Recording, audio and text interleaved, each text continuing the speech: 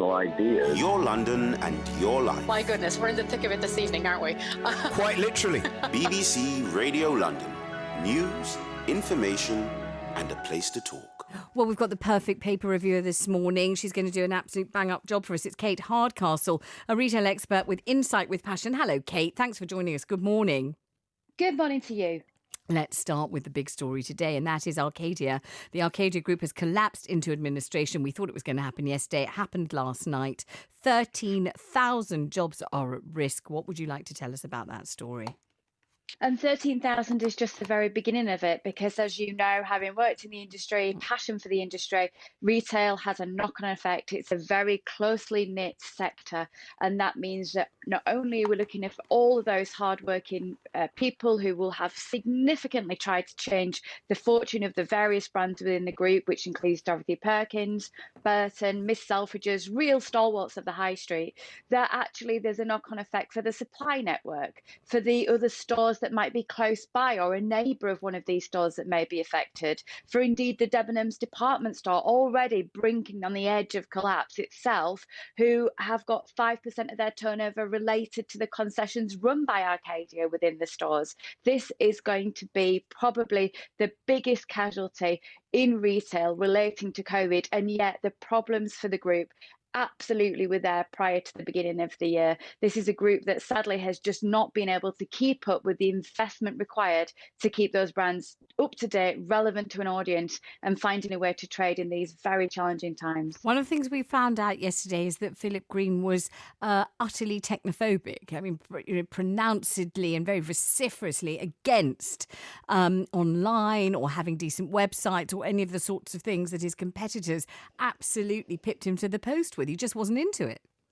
He was a trader. He says that he's more of a financial man than a retailer. I don't think that's the case. You know, right from the beginning of his career, he was sent to buy up lots of end-of-line products and sell them on at a profit. It's the whole mechanic of that trading mentality. You buy it cheap, you stack it high, you sell it for a profit. The thing is, retail is so much more sophisticated than that these days. And actually, the tail is wagging the dog. The consumers, we have so much say, we have so much sway. If we want to talk concerns about ethical, environmental, we look to clothes rental. If we want to talk about the fact that we want to get better value for our clothes, we can go to Primark on the high street, selling the same type of items for a third of the price. Or indeed, we can go to the competition for Topshop and the likes, brands like Boohoo that have gone on and really started that conversation with consumers. The fact is, trying to put a consumer in a box and saying, you know, as a retailer, we're open between 9 and 5:30, come and buy, and then we're closing our doors, just doesn't cut it anymore. Right. And let's talk about Debenhams, because you've just said the knock-on effect of the collapse of Arcadia isn't just what it appears. It's not just 13,000 jobs, but it has this ripple effect that goes out throughout the industry. And it might mean the collapse of Debenhams too, because it looks as if Mike Ashley is pulling out of a deal to rescue Debenhams. Is that because of the Arcadia franchises playing such a big part in Debenhams?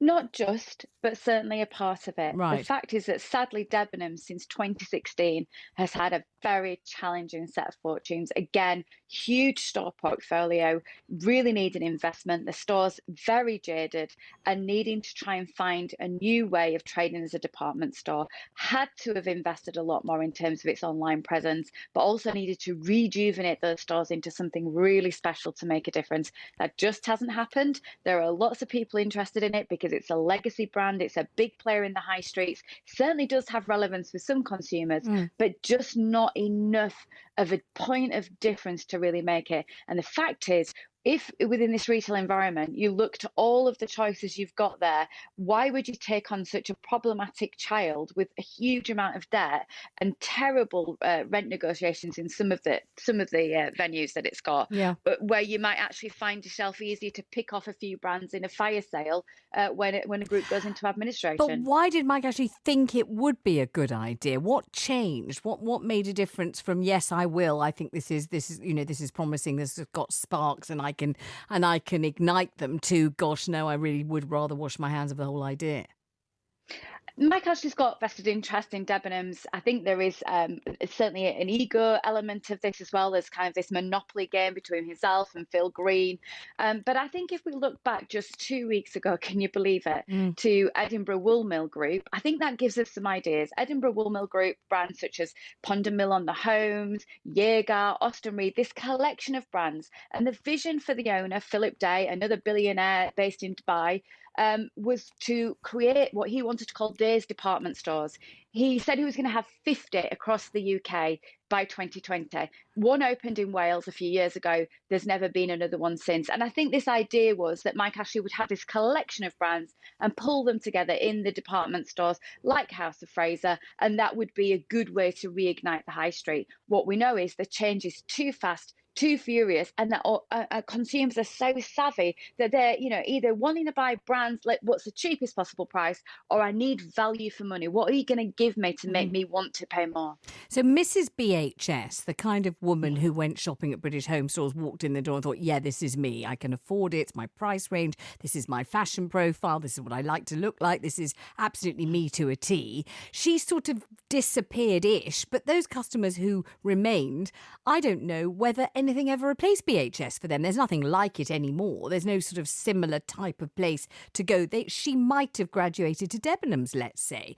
When Debenhams goes, if it goes, where's she going to go shopping now? Because there's not going to be anywhere on the high street that reflects her desires or needs. And she is still at least a kind of significant part of the population, or is she not? Has she just decided to be a Zara person? Well, this is it, Vanessa. My mum is Mrs. BHS, who Right. then graduated to Debenhams That's what I'm and was saying, always yeah. fiercely loyal to Marks and Spencer's. And she now shops at Zara. And when she wants to reach up to something a bit more luxurious, she goes to these quietly brilliant brands, these mint velvets, these hush brands. Yeah. Okay, they're not dominant on the high street, but they're dominant online. And the other really interesting thing is, could you name the CEO of any of these organizations? No, because it's not about one person. It's about this collection of talent that are actually realizing it's about Mrs. BHS stroke Debenhams stroke Mint Velvet and Right. saying, what would you like, Jackie? How can we help serve you? How can we make you feel better? Because she doesn't see herself as a near 70-year-old. She sees herself as a vibrant person who's in the next chapter of her life. Of course. And is she shopping online now, or does she still, if she can, when the shops and the retail outlets are open, would she rather go to an actual shop and choose an actual garment?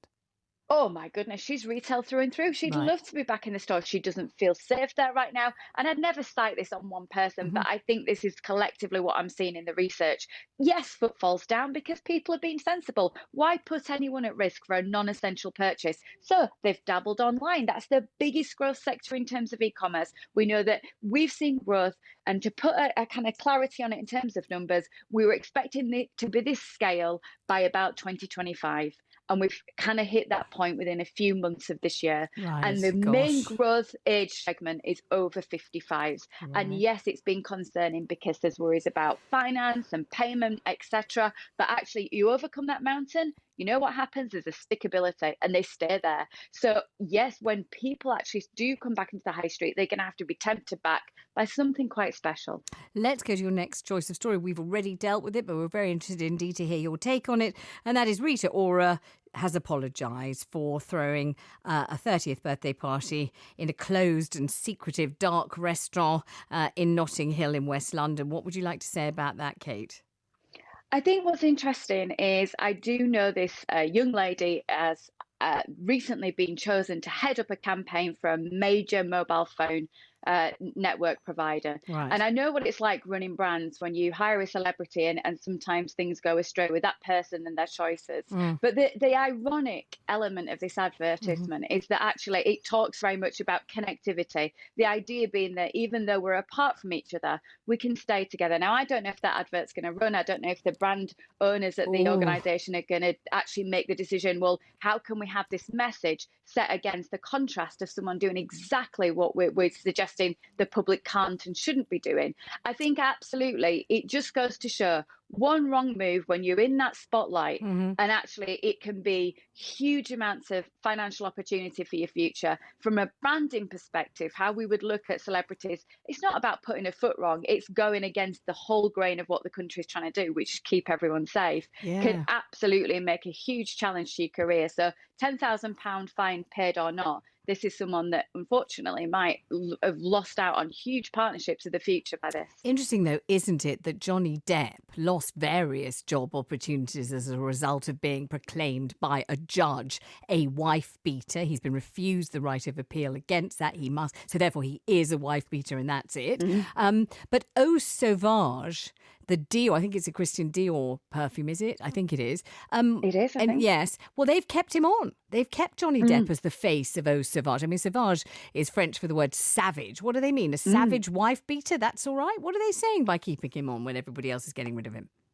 The thing is that consumers are getting more and more meticulous about the brands they buy into. So it'll be very interesting to see the cause and effect of that and that decision to continue the partnership. What I think is really fascinating is at the beginning of this year, a huge study showed that 80% of us just want brands and businesses to be more responsible, just to be better. And I think organizations that attach themselves to one person, human after all, human and making mistakes, human and making very wrong decisions, is actually quite a challenging route for a brand these days. And I wonder if we'll just start to see some of the end of these celebrity collaborations as people move to these influencers, real life people maybe, that are not as But having said that, though, Kate, human beings crave other human beings. And we just spoke to the editor of Woman magazine saying, people just they do like a celebrity content, even if it's only to hate celebrities or be jealous or, be contemptuous of them. They like them. They like to see what's going on. They're interested